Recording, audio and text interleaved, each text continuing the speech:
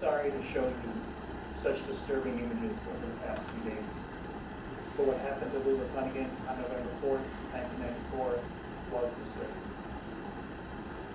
We believed it was necessary for you to see how Lula was left.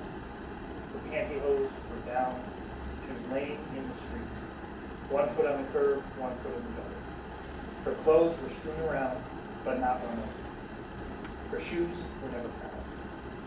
The scene displayed reckless violence, perpetrated in rapid succession on a vulnerable member of our community.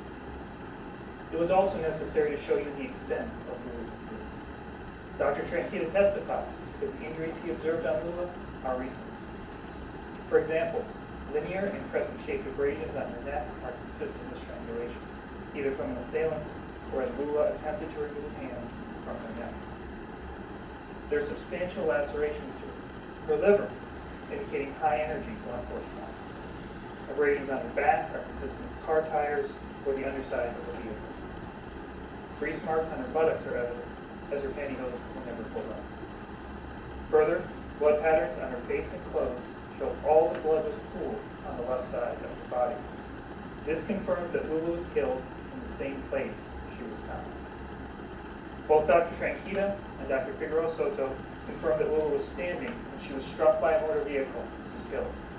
They also agree that her death was the result of high energy blunt force trauma to her head, torso, and extremities. Defense wants you to believe that an undetermined cause of death means this was not reckless homicide. What that determination means 27 years after the incident is simply that Dr. Tranquita has no physical evidence of the motives or intent of the person who ran Lula over. Defense wants you to believe that the sex between Lula and Mr. Coleman was, in his own words, so good, and that this contact occurred hours before her death. That is not possible based on the testimony. The only physical evidence defense can raise to separate Lula's sex with Mr. Coleman from her death is alleged degradation of semen. I actually appreciate that information provided by ADA Olson, because throughout the course of this trial and in preparation for this trial, it has been astoundingly unclear to me and to co-counsel and to Mr. Coleman what exactly the state's theory was. A deflated investigation gone cold after years and years. Arrows pointing in every direction and no direction. Several suspects identified, all excluded based upon their lack of DNA on the body of Lula Cunningham.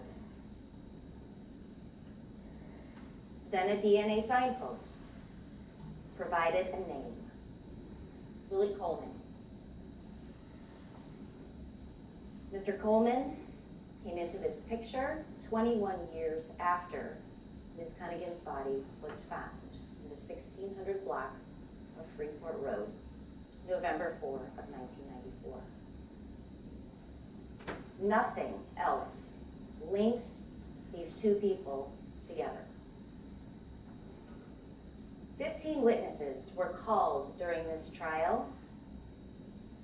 None of them can tell you who is responsible for Lula Cunningham's death.